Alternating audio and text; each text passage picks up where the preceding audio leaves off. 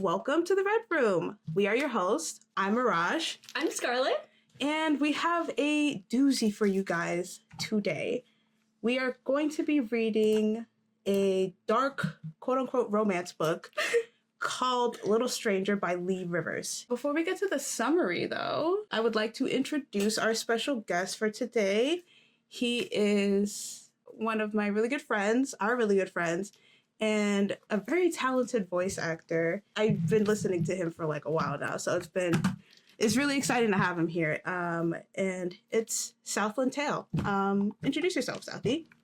You said I was your friend? Ooh, okay. See, we're already starting. Like that, but we're already starting. It's okay. I'm Southlandtale. I make audio. It's fun. It's interesting. Toadie's obviously been a fan for a while. I didn't know that, Jesus but Christ. it's really nice to I hear. try to be nice one time. One time. That's all it took. That's all it took. I'm over here barking respectfully. Bark, bark. Bark, bark, bark. And you Okay. both. I'm happy to be here. Oh my god. All right. Well, let's get to the book. Let's get to the book. Because Yeah, honestly. Southie here has not read it. But me and Scarlet have, and I have many things to say. I have lots of highlighted quotes. So let's get to the content warnings first. There's a lot of triggers here. I want to get that out of the way. Let me just list them off really quick. I'll try not to talk too fast. All right, so we'll start with heavy somnophilia, CNC, dubious consent, drugging, branding, choking, fornication over a dying body, other kinks like brother-sister kink, so incest involved. I will say disclaimer that they are foster siblings. They are not blood related at all. They were adopted by a very rich man, and that's that. Knife play, primal play, blood play, pain, screwdriver. Emphasis on that screwdriver, by the way. Screwdriver, yeah. Fear, light breeding, anal, the rear stuff, and spider play. Exactly. Thank you. It sounds like my weekend script list that I have to record. That we will get to later. Anyways, What's so light breeding? Is it just like maybe? It's well, I will preface this by saying that there will be spoilers, so if you haven't read the book, my bad, but we will be talking about that book at length and spoiling a whole bunch. The light breeding part is that he's fantasized about baby trapping her at some point, and that's pretty much it. Yeah, that's it. That's the best he got. That's the best he got. So the summary goes, owning her is all he ever wanted. She betrayed him, and now he wants revenge against the foster sister who became his forbidden obsession the second he laid eyes on her. After she sends him to prison for years, he's free and ready to haunt her. Everything about Olivia belongs to Malachi Vise. Her mind, her body, her soul, her fear, her pain. On Halloween night, he can no longer lurk in the shadows. All he has left to own is her heart, even if he needs to take it. Girl, give you a damn break. Anyways. So in the first book, it starts with Olivia's point of view when she was 7 years old. And first of all, I feel like when writers write a child sometimes, it doesn't feel childlike.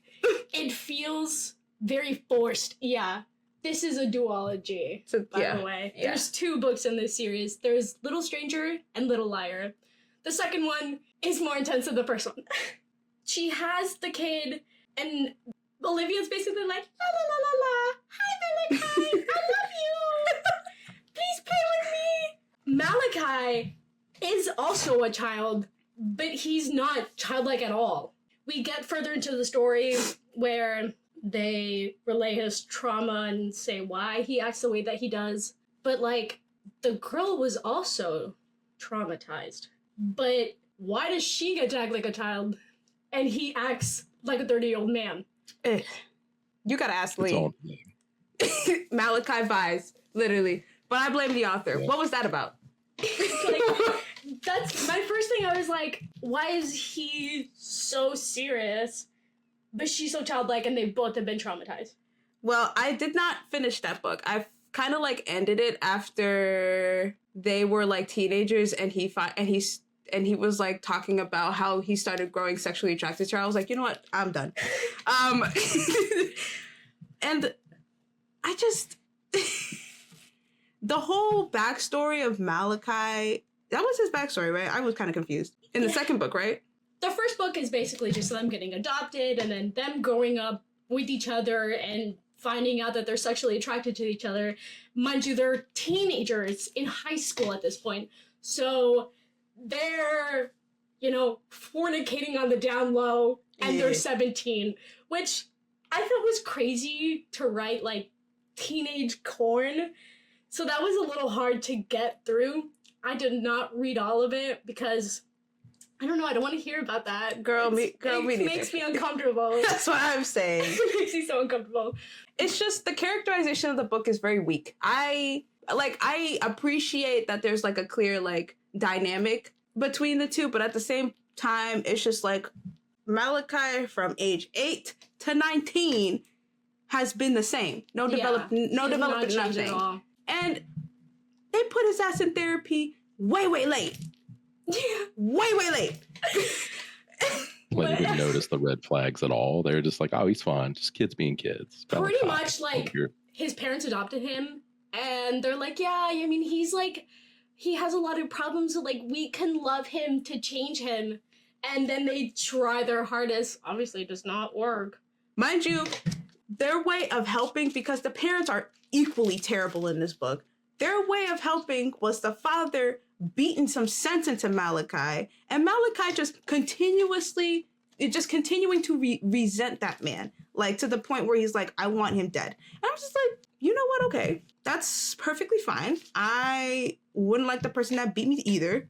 But the shit that happens afterwards just threw me in for a loop. Like, I listened to the audiobook of the first book, so I have a completely different experience. It's a lot of crying. There's a lot of crying, and it's mostly coming from Malachi. Like, the narrator put his like Nerussi into those like sad scenes. He was sobbing. It sounded like he was in pain half the time, guys. And Olivia wasn't any better. I just like the way that she's trying to build this grumpy sunshine, but it's so dramatic and so intense. It's like she tries too hard. And like, you have Malachi, and he's like, ugh, I ride a motorcycle. I hate my parents. I'm traumatized. And then Olivia, it's like, oh my god, like, I'm gonna try. I'm a cheerleader. I'm with my friends. I'm putting on lip gloss. I just can't fathom, like, this whole grumpy sunshine thing, because it could be done well. I didn't even realize it was Grumpy Sunshine until somebody brought that up to me, like, after the fact. I was just sitting there like, they're both crazy. They are insane. Olivia hides it so well, because oh yeah, that girl needs help. Oh yeah. There's like a lot of stuff that she does in the second book that I'm like, why would you do that? Girl. Why would you do that? The first book was iffy because at first I thought she was getting manipulated into like being into him, because that man is so pushy. And like throughout the entire first book, his parents were not really like comfortable with them being so close. So they tried to separate them as much as they can. And man was so persistent. Yeah. So persistent. At some point he kidnapped this girl from a sleepover just so they could hang out. Middle of the night. I'm just really lonely tonight. Do you think you can come over? My God. We can play jumpin' jack. And like, they're sneaking it back and forth to each other's room. They're like cuddling, they're making out, and like, they understand that they're not really siblings, but they love it. They love pretending to be siblings. He's like, ugh, my little sister, take your top off. Olivia's like, oh my to a god, like, point. do you see me as your little sister? Because you're, like, making out with me, you're touching me. Like, it just doesn't feel like, I know we're adopted and we're not actually related, so I'm not your little sister. And then Malachi just does not like that. He, like, wants to be related to her. He wants to be, like, brother and sister. Like, he cannot fathom anything else. Yeah. He's into the kink. He's down for He's it. so into it. Incest, check. Literally. Someone needs to check Leigh's computer, for real. I'm serious. Straight up. Like, I get that it's an original thought. Like, this whole plot is an original thought, I feel like. And if not, well, there's 2 terribly written pieces of this same plot just floating around somewhere. And so the book continues on that they adopt these kids. Malachi does whatever the hell he wants. He just kind of goes out and about on his motorcycle, smoking weed, doing drugs, hanging out with his friends. Meanwhile, the plot opens up that Olivia's mother wants to basically, like, sell her to a man for money. They're broke, and she said, I'm gonna sell my daughter that I adopted. Girl. And And no one knew. No one knew except for her and for Olivia and the mom. I think Malachi kind of figured it Malachi out. knew because Yeah. she was going on these dates with these guys. Yeah. Malachi was pissed off, and he's like, why are you going on these dates with these guys? And Olivia's like, well, you know, mom wants me to, like, marry off and, you know, get into this, like, contractual obligation with this man for money. And Malachi's pissed because he wants her, and so he's like, let's run away together. And she's like, no, I have to do it. Like, she's making me, like, it really sucks, but I have to, and I have to go hang out with this guy. It's, Like I said, these parents are equally goddamn they're terrible. so bad. This woman sold her a daughter's virginity for $5,000. And so they continue doing their thing where they're sneaking out, making out. At one point, they, like, get into this weird role play thing of, like, let me teach you how to do so-and-so. And they both know, like, they're not teaching each other anything. They're just using this as an excuse. And so she goes on a date with the guy that her mom sold her off to. He's terrible. She calls Malachi. He finds out. Of course, he and his friends wear their mask and their bat, and they get on the motorcycle, and they go and save her, and they beat the living daylights out of this guy. Really? They go back home. The mom and dad are pissed. They are upset. This is when the dad finds out that his daughter got sold. And he, mind you, he doesn't really care much. No, He's he like, does not. oh, No, okay. he does Like not. in the first book, he just doesn't really care. Okay, yeah, that's what's up. He's Sure. fine with it. Right, like, So the guy's pissed off. The mom is like, oh, great, I have to, like, fix this relationship with this guy that I sold you off to. And he's texting her. And this man is evil. Like, he wants to, like, be very mean to her in, like, the greatest way that I can explain that. And so they separate Somebody Malachi bought more. a child and they want to be mean? No way. No, like, the dude is, like, stereotypical, like, male supervillain. Like, oh, I like to God. use women. I like to, you know, R-word them. Like, it's not. They really make this guy to be, like, so terrible. Terrible. Which he is. They continue sneaking around, and then it culminates into they fool around. Olivia is just incredibly loud. The dad is awake, and he's like, what is going on in my house? Like, my kids are, like, having relations with each other. So he goes upstairs, and he's like, what are you doing? Oh, God, this scene, yeah. And then they're like, Malachi freaks out, loses his mind. What do you think is the best way to go? You'd be like, oh, I don't know. His first reaction is to go and beat Malachi's ass again. So they're tussling at the top of the damn stairs. They fall off the damn stairs. The dad, out cold. He's, like, literally, like, Bleeding too. The yeah. dad is bleeding everywhere. Malachi's covered in blood. Olivia's covered in blood. What do you do next? Of course, they have sex with each other again. On top of him, girl. On top of the dad. Yes! Yeah. Like- I should have put the book down right then and there, but I needed to know what happened afterwards. So, Malachi, of course, he goes to jail. He's in jail. He's pissed off that Olivia has, like, testified against him because, of course, her parents forced her to, but he doesn't know that. So he's sitting in jail. You know what he does? He works out. He gets tattoos. It's great. Olivia's living her life. And so we're at this point where Malachi's in jail. He's basically, like, hallucinating about Olivia. That's how he manages to last through jail. He gets out of jail. Of course, he goes up to Olivia. He's in her apartment. He's got cameras everywhere. He has that girl on lockdown. He knows everything that she does. Mind you, he's still pissed as hell that she testified against him. Yeah. So he's coming after her with a vengeance. Not even on like any obsession mess. He's mad and wants revenge on her. Where is this going? Not where you think it is. Does it involve a screwdriver? Hey, It unfortunately does. So, I don't even remember. I'm so traumatized by that book. I don't even remember the screwdriver scene at all. Like, dude, I highlighted it. That's my first highlight in this book was that screwdriver scene. oh, So, here's the one thing that Olivia does, which is like, why would you do this? He knows that she's going out on Halloween. He knows that she's looking him up where he is because he's out of jail. So she's worried that he's going to find her. So he's living in her house. He's going outside. He's got his helmet on. He's got new tattoos. He's got his gloves on. He's on his motorcycle. Olivia comes out. She notices a man on a motorcycle. And like every girl does, she goes up and starts flirting with him. And Malachi's like, I can't speak. She knows my voice. What the hell am I gonna do?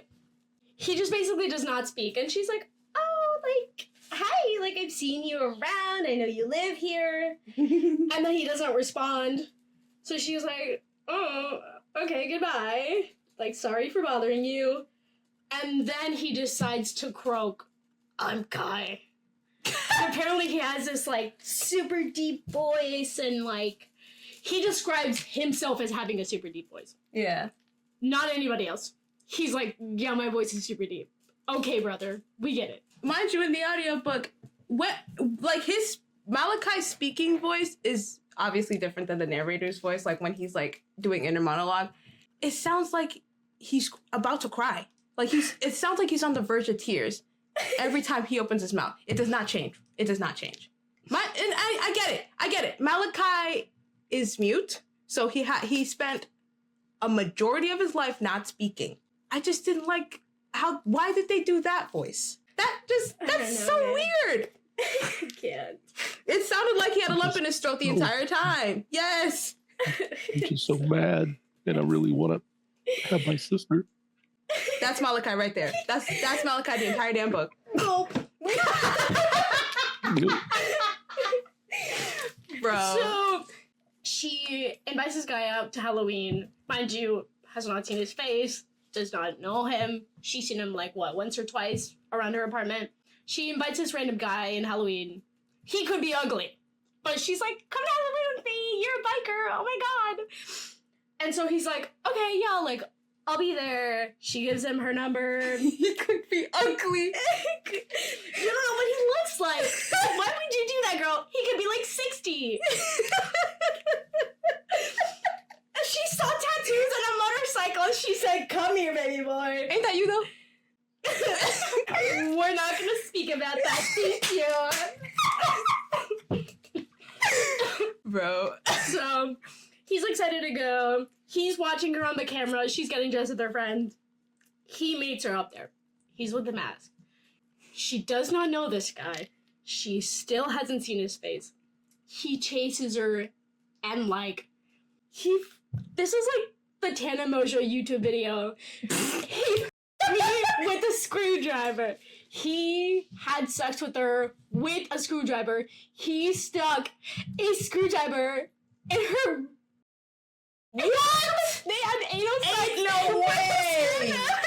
Ain't no way. You're out of your mind. You're out of your mind. He needs to go to jail again. I'm so serious. Lock his ass up right now. And like, mind you, I write smut. I love to write smut. Or a Philip, though? I need to know. He's sticking it the butt end. He is literally like fornicating her butt with a screwdriver. It sucks in. He's like, oh my god. Yeah, literally. I hate that you're so right, Southie. That's exactly what happens. She literally, I can't. Like, wouldn't that hurt? It's a screwdriver. He kidnaps her after this. He takes her to this weird little house that he has. He already has her. Why does he kidnap her again? Man. Because he's out of jail and he's like, I hate her. I'm gonna kidnap her. So he takes her to the house and he fucks with her for a little bit. And she's like, I want to see your face. He does this big reveal where he's like, I'm your brother. I've been this guy all along. And she's wait. I have to ask. Like, she hadn't even seen his face? No. And she let him put a screwdriver up her butt? Yes! Really? Like, I ain't even seen the face. Don't know this man. Yes! But he's cool with a screwdriver up the pooper. She let this random man chase her around and her with the screwdriver up the butt. And she's fine with it. Oh my god. Okay. Oh my god, indeed. And somehow hasn't seen his face? No. Is he wearing a mask during this? Yes. I know he had a helmet earlier. He went to Halloween and he got a gas mask. And he wore that gas mask to the Halloween. Y'all, I'm sweating. This is stressing me out so bad. Me too. Like, masked man, check. Literally. So, somehow, like, she doesn't really have a reaction to this being Malachi. She's kind of like, oh yeah, I'm not surprised. He hates me. Of course he's gonna kidnap me. And then they just continue on having sex. They continue on having sex. And then she just decides to like, no, I'm gonna go. Goodbye, I don't want to be with you. And he lets her. After kidnapping her, he just lets her go. This is not how kidnapping works, but cool. So. How does she even commit to him? He just lets her go. And she's like, I can't be with you, Malachi. I'm sorry. Bye-bye. And he's like, what? So, fast forward. Her parents have sold her off to this guy. Again. She's getting married. Again. She's getting married to this guy. No matter what this girl went through, her parents do not care. They're still gonna sell her off. I have a bone to pick with this author, bro. Just For one. real. Many. I have many things to say. Honestly, yeah. He should have been in jail for like 20 years. Like, shortest prison sentence for first-degree murder. Mind you, the dad didn't die. He was just he just got a rickety leg. Yeah, he was permanently disabled. That was it. Malachi should have been in jail for a lot of other stuff. I'm gonna tell you that right now. He would bash anybody's head in that would be talking to Olivia. He would literally like dream about like violently hurting them. That man needed to be locked up. Her friends, men, anybody. The second book does touch up on that again. Yeah. They're still teenagers. He's like 19, something like that when he goes to jail. And then when he gets out, he's like 26. He didn't stay there long enough. He should have been there longer. He should have been there for life. For life. Lock him up. Yeah. I do not feel safe with a man around the earth. I can't do that. Right. I'm impressed at the fact that there was enough plot in the first book to have a second book written. Like, seriously. Honestly. I thought it ended after the first book. I thought they were just going to run into the sunset and just do their thing. No? She really just pulled that second book out of her ass. Ugh. So, like a screwdriver. Yep. So she's getting married. She's walking down the aisle. She don't want to do this. She looks at her dad. Her dad's like, you can go. She looks to the guy that she's going to marry, and he's pissed off. He's like, don't embarrass me. Get over here. You're going to be married to me, whether you like it or not. And then she just goes, where does she go to? Do you want to guess where she runs to? Malachi. Malachi's house? Yeah. She goes back to Malachi. She said, Malachi, I want to be with you for the rest of my life. I love you. And he's like, what? Really? She's like, yeah. So that's where it ends. That's where the first book ends. They just cut it off. That's My insane. line should be like, get the gas mask. Oh, mind you, I forgot to mention this. While they're like in that base, Malachi is basically like, hey Dad, I'm really sorry. Like, I didn't really mean to do that. And he's like, I know, son. It's okay. And then that's it. They just forget about it. What the Your fuck? son permanently disables you. He goes, sorry, Dad. And then that's it. Disabled me, had sex on top of me, fucked me all up, all the shit. You tried to sell me, sell your daughter off. It's fine. Water under the bridge. We're good. I had a lot of fun reading it. I mean, I could hate read it, maybe. I But it'd hate be tough. Red Dead. The first one, at least. Mm. I listened to it because the appeal for me was the narration. There was a famous narrator that was like making the rounds with these damn books, and I wanted to hear his voice. That was my first introduction to Joe Arden.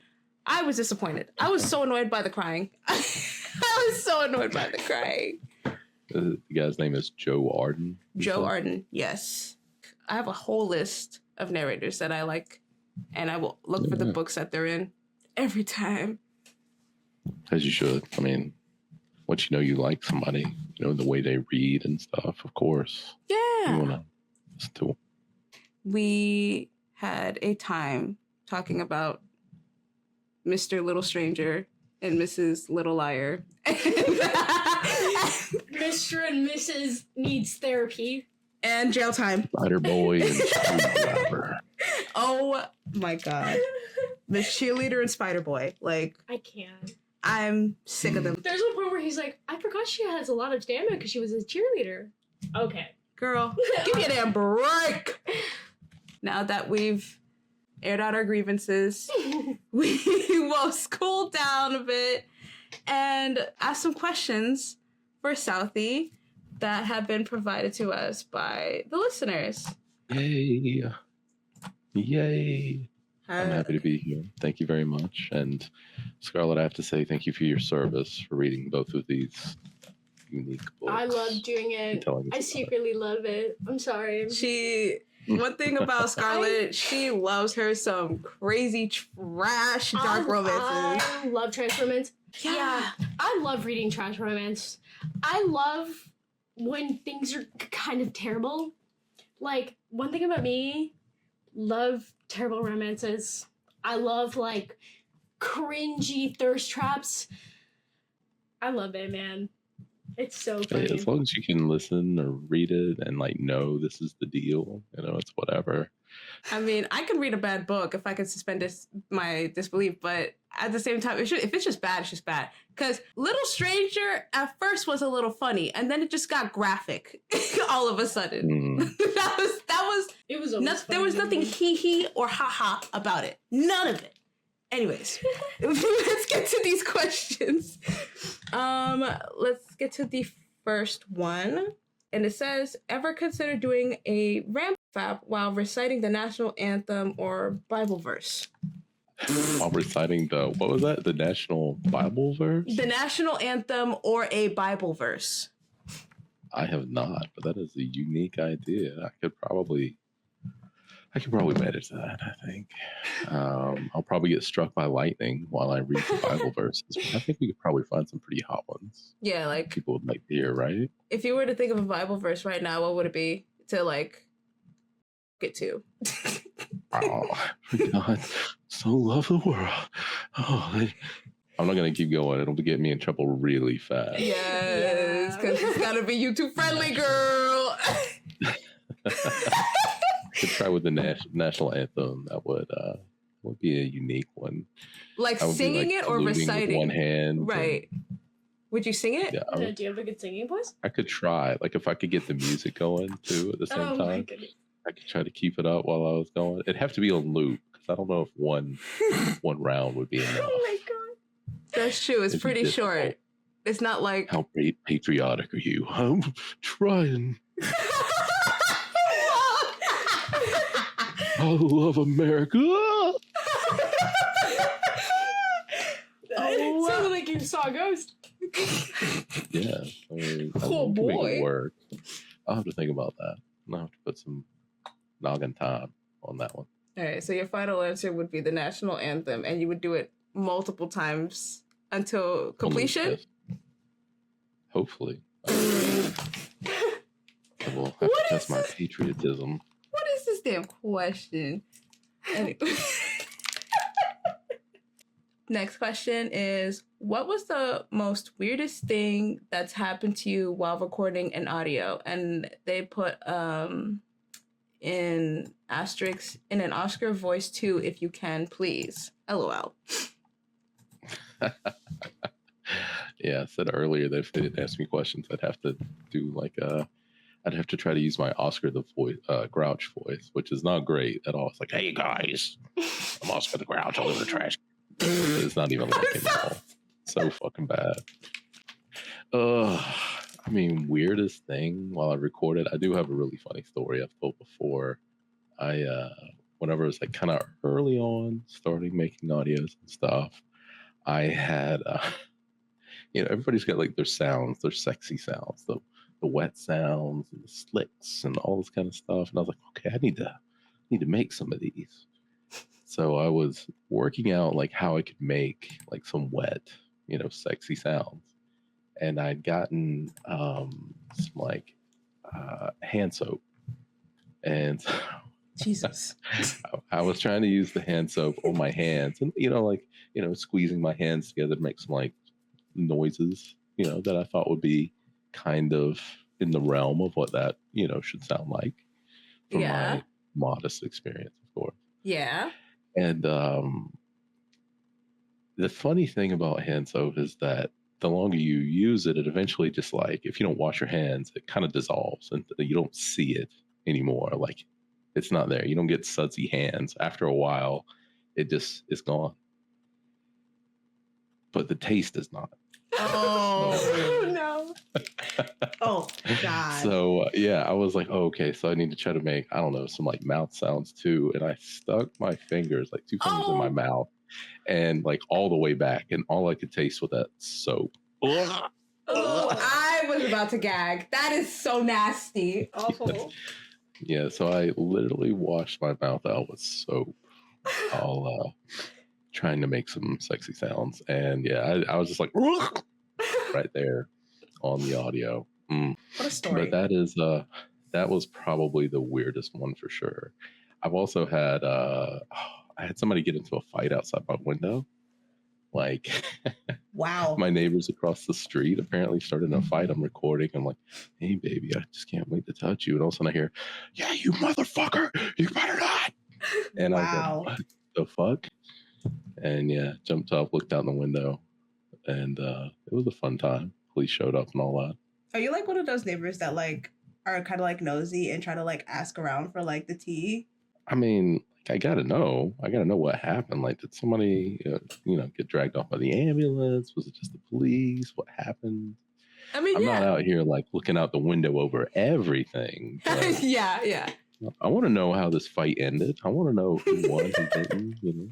Apparently, she slapped him in the face and she went to jail. So I was surprised. Girl. I'm pretty sure he got her out the next day. Because I saw her definitely later that week out there. I was like, Ooh. we got some problems. That's crazy. Got some problems. Period. We love it. I'll tell you all of it. There's also like a sewer drain right outside my window, and I keep waiting for like a red balloon out there. Oh my God. Okay, let's get to the next question. Please. Okay. They say, hi guys, Southie, I know it has to be tough to pick, but who are some of your favorite writers to work with? Well, of course, Mirage. Ew. Fantastic. Great. It's really great. Best thing. Like, I don't think anybody likes me as much as Mirage does. I really can't even imagine it. And you see how he be lying on my name like that? Okay, I do. cowboy, go on.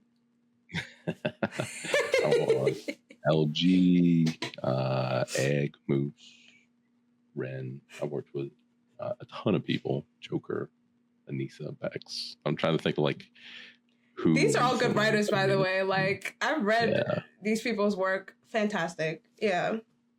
Yeah, I mean, we have amazing writers in the community, really amazing. So if I didn't list you, it's not that I don't think about you. I do every night, right before bed. I have a little picture that just says GWA writers, and I kiss it like the Wolverine meme. But you guys are fantastic, everybody. And if I didn't have that, I wouldn't have anything to say. Oh, that's so sweet. So, yeah. Dork. Anyways. Yeah. Next question. This is from Steffi, and she's also in chat. And she asks, what spice do you reach for the most when cooking? That's a good question. I'm curious too. Ooh, yeah. I love to cook. A lot of my blue sky and social media in general pictures are going to be cooking. I mean, I like spice, so I go with paprika on a lot of stuff. I wouldn't call pepper spicy, but I mean, it adds a little flavor in that area. I've got some great Cajun seasoning that I love to use. Well, like Slap Your Mama or Tony's, like. It is. It's actually Slap Your Mama. Period. That's my favorite one. Yeah. That shit's so fucking good. So fucking good. Tony's isn't bad, but I mean, it's not real. It's not. It's Slap Your Mama or Slap Your Mama's nothing. real. Yeah. You can taste the heat on that one at least. Yes. Oh my God. The Southern girl in me just came out. That was crazy. I know. You're like really excited about that. Really excited. I was also surprised we happened to think of the same one. I was like, damn. It's been a while since I've had it in my pantry. I might buy my next grocery trip. I miss the taste of Slap Your Mama so bad. I have so many spices. I have a spice rack on my wall. I have 3 little shelves that are magnetic on my fridge with spices. And then I have a spice cabinet. I have like every spice. Do you take like inventory of your spice cabinet? Like how many spices do you have? I need to know. Shoot, man, I don't. That's a lot. It's literally a lot. Damn. I know I've got at least 50. It might be getting close to 100. Oh my God. Yeah. Because like every time I see a new one, I'm like, oh, that looks good. Let me go grab that. I've got a lot of the Kinder seasoning, fire and smoke stuff, just a ton of different things. Anything that I see that I'm like, oh, that might taste good, I'm buying it. I respect the hell out of that. I used to do that Yeah. with my mom all the time. My mom would have she would have a whole designated spice cabinet. It would just be spices, different flavors of habanero hot sauce, and more spices. That's it. Yes. Yeah. I got several sauces, of course, in the fridge too. I like a spicy sweet sauce. Spicy sweet sauce. There was this one brand that an old coworker was obsessed with. She would carry in a purse. It had a drawing of a tiger on it. It was a sweet and spicy Bang sauce. bang sauce, tiger sauce. Tiger sauce, but I don't remember what brand it was. That's what I'm thinking about. I think I know. I can picture the bottle in my head, but I can't remember. Yeah, the she was name. obsessed with that hot sauce. Seems like I've heard it called just tiger sauce. Yeah. I'm pretty sure that's what it was. I love it Asian chili and mango habanero, like you mentioned. Asian chili Szechuan? Oh no, just the Asian chili sauce. You get volcano chicken at a Thai place. They usually give you a cup of that. I don't know if it's a different kind of name. Damn. So you are a foodie. Yeah. I respect that. Yeah, I like to cook. Yeah, I can tell. I've seen your plates on social media. When am I getting my plate, Batty? Where's my plate? Maybe come over. I'm at your door with a big ass Tupperware. I'm knocking. Do you hear me knocking? I'm locking the door. Closing the window. Closing the door. Closing the window. From Pelly. Pelly? Oh, yeah. Pelly's awesome. I love Pelly. And it says, Southie, only using audio tags, what's your ideal NSFW scenario? And why is it MMMMM4F? I do. Let's unpack it. I do. I have a thing. I mean, if somebody asked me to do a collab, I'm always like, yeah, sure. People ask, and I've got no reason to say no. I like working with others. So I do a lot of collabs. So what you're telling me is that you are a slut. Yes. Period. I'm a total collab slut. That's what I do. And I love that for you. Thank you. Boss bitch. Hashtag blessed. Blessed. Blessed. Okay. Hashtag blessed. Actually, speaking of collabs, there is this one that you just posted a month ago called 3 Superheroes and a Villain. And it was organized by Cloudburst Rain. Like, and Cloudburst is another really good like VA and writer, and I respect the hell out of her. Kills it every time. I actually listened to some of this, and I was gonna get back to it later, but I forgot. Anyways, I'm gonna listen to it. I play like an Iceman type person in it. I wasn't really sure if my guy was supposed to be a good guy or a villain. It's kind of ambiguous with him. But yeah, I had to look up like some ice sound effects and stuff. Okay, Morally Gray. Morally Gray? We love that. He was very much like, I could have seen him being on The Boys. Ooh. Like, I've called you villain, but now I'm going to pull out your information. The title's called The Iceman Cometh. These tags are lovely. Should I list the tags out? Should I list the tags? They're a little explicit. They are pretty explicit. Oh, yeah. And we're going to keep it family friendly. Somewhat. Family friendly? I don't know. We've talked enough about screwdrivers. I don't think that's going to work out. Screwdrivers in butts, spiders on crevices, selling the punani to the highest bidder. Girl, it's a doozy. Oh my God. I see this one from Rhyme. They said, what would Pennywise offer you and would it work? He'd be like, hey, I've got sushi and pizza down here. And I'd be like, bet, buddy, let's go. And I'd be sliding my tail right down that like sewer hole. Just scooting down there. He wouldn't even get a chance to eat me. I'm like, just give me the pizza and the sushi. I'm down. I'm here for it. Be so freaking good. And then I would be the Pennywise. Like he'd go on vacation and leave me down there. And everybody would be coming by. And I'm like, hey, little kid. I'd sit outside yours. I'd find a little sewer place outside your house. Hey there, Mirage. I've got some scripts down here already written. That wouldn't even work on me. It's like, more work? That's it already written. You like pass them off as your own. I wrote these for you. Plagiarism? Oh, okay. Well, never mind then. Fine, I'll just go to Scarlet. I'm like, I got biker boys down here. That's good. Listen, you put season 4 Aaron Yeager on a motorcycle. I'm going in there. I'm decorating. I'm making a home. Whatever your Pennywise needs me to do. Bitch, if you tell me Kratos is down there, I'd fucking swan dive into the sewers, bitch, like that.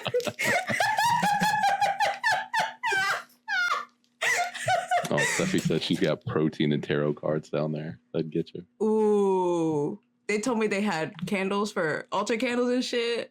You know how annoying, how expensive they are when you have to buy them in bulk. Yeah. He told me there's altar candles. I'm going in and getting my damn candles. And that's what he'll get me. Thank you for visiting us, Southie. It was great having you here. And it was nice having you annoy us. Thank you. I'm happy to join anytime. You guys are always so much fun and so sweet. Mirage is always nice to me. So I'll make the trek anytime I can. I'll be in the sewer outside waiting for you. Well, thank you for joining us. Welcome back to the podcast. Now for this segment, we are going to talk about some real life stuff that is related to the book community. And basically, we wanted to address the parallels between the book community and the audio community because of the nature of book talk and adult romance books being like the main factor in that community. And in our community, like NSFW audios are the main factor. Like it's so similar, it's crazy. So dark romance, when fiction bleeds into reality. We asked you guys what you guys thought about how taboo can bleed into like certain behaviors of people that lead to certain behaviors, like parasocial behaviors towards the creator, VA, writer, author, narrator, model. And you guys gave some good insight. So we have Seffi's input here. And she says 50 Shades of Grey gave us the fedorification of BDSM for over a decade. What would you name the equally concerning archetype that book talk boyfriends have produced? It's a good question. There are a lot of archetypes. You have like your morally gray biker boy. You have emotionally immature sports boy or emotionally immature mafia man. The serial killers. The serial killers. In my opinion, with these dark romance tropes, the men always start off terrible. And then because they have the girl, they improve drastically for her and only for her, which is nice. I like that. It's just a common thing. It's like he's only doing the change for her. It's not common to see the man do the change for like himself or for like the collective. He's just, I want to be a changed man for my lady. And he just continues to be a piece of shit to everybody else. Very much. I can fix him. I can fix him. Yes. But not really. No. 50 Shades of Grey is such a funny book because I think that's what kickstarted all this chaos. I genuinely believe the popularization of 50 Shades of Grey and the movies coming out really set the scene for book talk. Like, yeah. It was kind of like the OG spicy book. And mind you, it was terribly written. I don't remember, but I'm pretty sure it's Twilight fan fiction. I think so. I'm pretty sure it's Twilight. It started off as Twilight fan fiction. Don't quote me on this. It's Twilight fan. Okay. So we're already not off to a great start. Like bad literature, I'm going to say this as a hot take. Bad literature is at the epicenter of book talk. And I'm not trying to say that, like, I'm not trying to be a hater because I've gotten really, really good recommendations from book talk. Yeah. But holy hell, the dark romance sector of book talk is a mess. It's not great. It is a mess. And I just want to read with my girls. But if I'm not liking what I'm reading, how am I supposed to bond with the girls in the community? Like, there's a bunch of other, like, things that factor into, like, people recommending bad books and reading bad books. And let me say this, calling it bad, like, it's objective. I don't want to yuck anybody's yum. If you like it, you like it. I understand the appeal, but it's not for me. What do you guys say about it? I think if you don't have that knowledge that, like, outside of this man would never work. Like, it would not make sense outside of this book. But if you can put yourself into that, this is fake, it's a book, it's not real. Like, this guy, if he was alive, it genuinely sucked. And it's like for entertainment purposes only, then it's fun. Because, like, if you read a book with the intention of, like, putting yourself in that situation and, like, pretending to, like, be with that book man, it's not gonna work. You're gonna hate it. Because you're gonna be like, why is this man doing this? Why is he, like, you just gotta, like, suspend belief. You gotta suspend belief. It's just a whole lot, you know? And because of these archetypes, I've been on book talk for a minute. I started going back into reading after, like, taking some time working and me not having enough time to read and then falling in love with books again. I decided to go on book talk to get more recommendations. And the amount of, like, book talk boyfriend, like, where's my book talk boyfriend? If my man is not like this, I don't want him. Like, me and who? Or God, pick up the phone. Like, and seeing that, I was not really expecting the men to engage that much with that kind of content. So much that they reply back to them in the same way, using like thirst trapping everywhere. Like yesterday, my For You page was full of biker boy, masked men, TikTok thirst traps. And don't get me wrong, it's nice. I've liked a few. I've barked at a couple. It's nice. But holy hell, is there a lot. Yeah. I was shocked. It doesn't bother me that much, but at the same time, it's just like, damn, the pandering. Yeah. The pandering. Listen, I think Haunting Adeline has affected the book community in the worst way ever.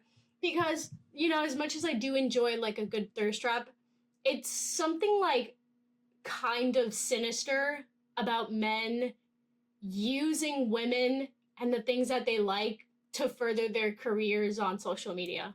Because, like, if you're a biker and you're showing off your motorcycle and then you see how much women can affect how, quote-unquote, famous you get, and you start doing these thirst traps to attract female followers, and then you reach that pinnacle, what do? Are you going to do these thirst traps for the rest of your social media career? That's not what you got in here for. You got in here for motorcycle purposes, you know, showing your motorcycle, meeting people that ride motorcycles, going to motorcycle events, and you got famous because of these women. So now what are you going to do when you're famous? And I mean, I don't know how other motorcycle people feel about the men that do this, but I feel like they don't take them seriously because it's like, it's pandering. They know it's pandering. And you can tell because they hold the same book. It's always the same book. It's always Lights Haunting Out, Adeline. Haunting Adeline, Yeah. Lights, Little Stranger. The main one right now, it's Lights Out and Haunting Adeline. Yeah. Those are really the two ones. Like, they get one thing and then they just zoom. And I love the hell out of Lights Out. I read that book twice. I listened to the audiobook twice. It's such a good book. And Caught Up. I love Caught Up. And I can't wait for the third one. That one's coming out in February, by the way. Tune in. It's the fact that these like male influencers, the biker ones and the ones that wear the masks and do the thirst traps are like holding this book, reading this book, and they're looking at us like we're freaks. Sir, you wearing a mask. You're shirtless, dancing, oiled up, dancing in front of a camera with a book in your hands, and you're looking at me crazy to get social media famous. That's what I'm saying. It's kind of like, I feel like it's kind of like a Matt Rife situation where he pandered to women, he got famous, and then he hated women.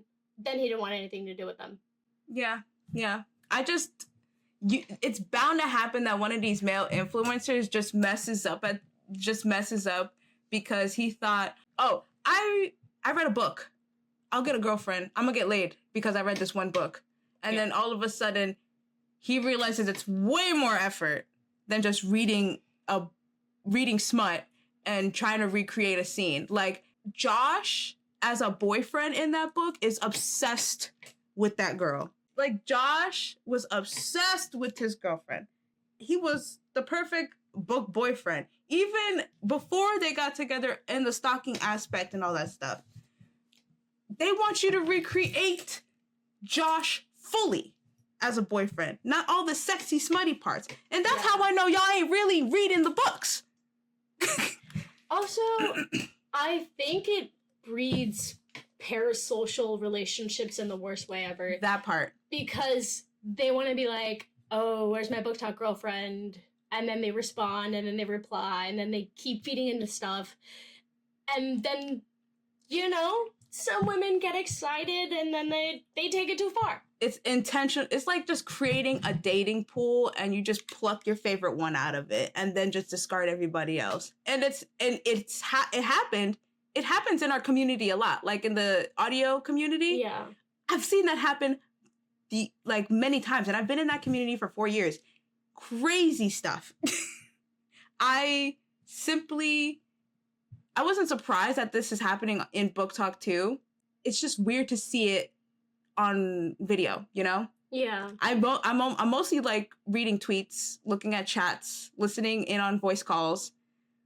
But this is all on TikTok, and there's way more people involved. But yeah, since it's TikTok and TikTok is really big, there's a lot more people involved. A lot of more people are getting harmed this way. And I'm not trying to like pit like any issue above anything else. It's just weird to see in such a bigger scale, you know what I mean? And it transcends social media because like I said, you feed parasocial relationships, women get delusional, and then you hold things like Sinners and Stardust, and then you have this model getting assaulted because they think that because he's doing this, he's touchable, like he wants it, you know? Yeah. Like this event was held to basically spotlight all the dark romance authors that are basically attending and showcasing their books there. And in this event, they had models walking around in different costumes. I'm pretty sure I saw Pyramid Head there. I don't know. But they had all these like buff male models. Most of them were shirtless, and they were just walking around entertaining the guests. And the guests were mostly female. And apparently one of them one of the models that was one of the author's friends. I don't want to name because I'm not really sure. I have it pulled up, but I don't want to. He goes by the name of Ethereal Treason on Instagram, Animus. Yeah. And he basically was assaulted at this event. Like, there were people rubbing up on his, like, abs and chest, and they were, like, grabbing at him so much that they smeared the paint off his body. Like, he had body paint, and it was really bad. There was an author that got grabbed a lot, and the author said to stop, like, they said to stop grabbing them, but they were not respecting boundaries. Like, a lot of boundary crossing was happening during this event. A lot of people were getting touched. A lot of people were getting jerked around. Just a lot of heinous stuff. And this is, mind you, this is like a dark romance book convention event. There was like a dance floor and everything. There were stands. I'm pretty sure there was like panels. It looked really good. I saw the advertisements on TikTok. I was like hoping to see like cool like videos from other like book talk influencers, and then it just evolved into this whole mess. And it just makes me wonder like why is it hard to like differentiate like fantasy from this? Like, I get it's a fantasy experience, but these are real people, you know? I mean, they even put an air tag on them. They put an air tag on him too. I forgot about that. Yeah. Yeah. I think it's like the thing that I'm saying where you pander to women, and not like that Animus did it, but like if you create that culture about pandering to women and making their fantasies come to life and pretending that you're this mass biker, morally gray book talk guy, and you're like engaging with people, again playing into parasocial relationships, it affects people. Like, they start to believe it, and then it bleeds into real life where other people get assaulted. Yeah. It's a very like there needs to be a boundary between you thirst trapping and your fans. Yeah. And that's something that they don't have. Yeah, and it just makes me think about back in 2021 when shit like this was running rampant amongst like very popular male VAs. Like, I'm gonna tell y'all this, there were a lot of like really cool VAs that really made it big. I don't want to name any names because they're gone and it's in the past, but there were a lot of VAs that were making it big. They were blowing up on, some of them were blowing up on TikTok at the time, and we were having a good time.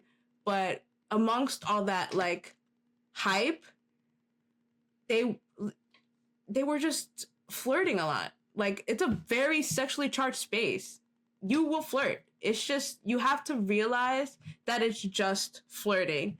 And a lot of people don't realize that, especially if you're the VA flirting with the listener. there's like an obvious like dynamic there, and lines can be crossed very, very easily all the time. And we've had problems before. Like there's a whole Google Doc about this, listing all the VAs that did literally the same thing. Some people use it as a textbook to avoid people like that here. So readers and listeners can also cross boundaries. And it's pretty much like asking for like personal favors from their favorite creator or author, and or a listener asking for like a special audio or a special script, or expecting like companionship off the jump, you know? Like that's a big issue in both in the audio community. I'm not really sure about the book talk community, but in the audio community, if I've seen it a few times that a listener would get really upset because they felt entitled to friendship to a creator, and that's dangerous, you know? Yeah, it's not nice. It's not fun. Creators can do harm, but so can listeners, so can readers, and authors can do harm with their work too. It's all around bad. Like, lack of boundaries is the main thing, but I think that lack of boundaries is really important because since you said it's such an intimate and close space, especially with like, you know, audios and book stuff and pretending to want a girlfriend, like doing your NSFW audios. If you don't have those boundaries, people get attached to you because they're listening to you, saying things to them, and they create that emotional attachment. If you don't say, hey, by the way, this is not real, they're gonna believe it is. And that's like a very like unfortunate part, especially when you have other people also playing into it. Right, yeah. I just feel like the easiest solution is having a clear boundary, like a clear line of where you guys stand in like, and I don't like saying this, but the creator does have to set that line with the listener. 100%. And the listener also has to create that line with the creator too, if they want to, if that ends up happening, if they build that rapport, build that friendship, like boundaries, obviously, because boundaries are normal in a friendship and any kind of relationship. Yeah. So it's just wild to see it outside, you know? I'm so used to seeing it on the internet. Yeah. Like confined to text. Seeing it on camera is wild. Yeah, and like, where was the security? Where was the security, girl? Why weren't these people being watched? All these cameras. All these people, security nowhere to be found. Everybody getting touched. What's happening? I think they need to have a lot of security on these book events. Especially if they're gonna have like models like Chippendale's stripper models, you know what I'm saying? Yeah. They're not Chippendale strippers. They just look really fit and oily. What is They look like your dream book talk boyfriend. Oh my god. Dude, the body image stuff, because every man in Booklandia has abs. They and chiseled titties, and somehow they're even sweating. Monsters. Even when it comes to monster stuff. Yes, they always even have the abs. monster stuff always have abs, titties fit. And I've read one, and that was the one that you like. Oh my god, there's one fat monster, and what's his name? Duskwalker Brides. His name is not Varric. Chat, that's Mass Effect. Anyways. Well, that's not even Mass Effect. Yes, it is. No, it's not.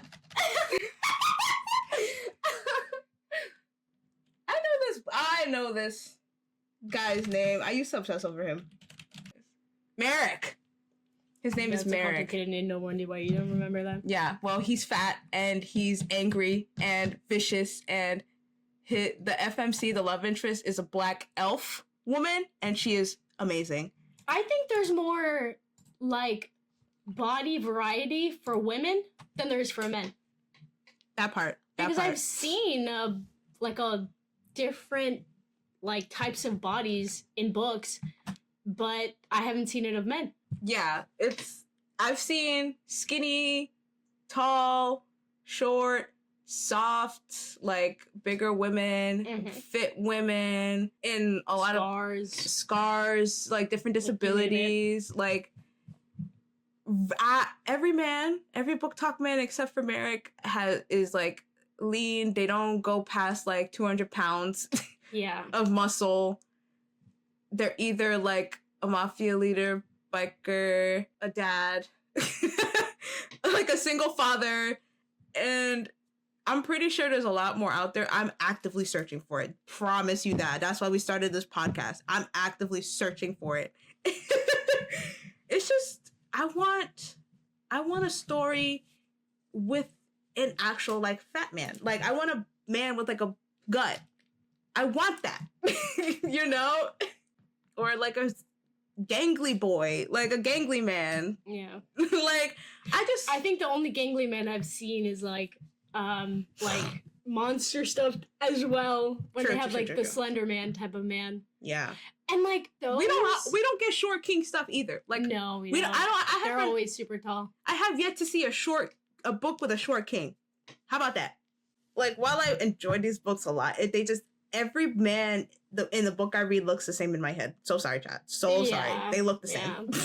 Regardless of what race, I'm getting same face syndrome in my head. They look the same in the cover too. That part. But like they all look the same in the covers. The men in book covers, I'm pretty sure it's like the same guy with the same beard, dark hair. Like it's the same dude. Yeah. Maybe he's blonde. That's it. Yeah. They probably have the same size penis too. Goddamn. Just all around wild stuff. But honestly, that's all I gotta say about the Sinners and Stardust Ball. The authors made statements about it and they were appalled by the behavior. Don't know what's gonna happen this year. I'm pretty sure some people withdrew. They need security. Yeah, they need security. Really tight security. That part. Because you don't feel safe or comfortable going to a place like that when you know people in the past have been assaulted. That part. And if they keep it the same, you're gonna get assaulted. We need more security and boundaries. And boundaries, man. We need to stop crossing these lines. Please. Let's all hold hands and jump into the abyss together. All right, guys, thank you so much for joining us for our premiere episode of The Red Room. We had a lot of fun interviewing Southie and talking to Southie about the books. And we had a lot of fun chatting with you guys about current events that kind of relate to our community and seeing the parallels of said community. Anyways, follow us on social media. We're pretty much The Red Room Pod everywhere, all lowercase. I am Mirage. And I'm Scarlet. And we will see you guys in 2 weeks.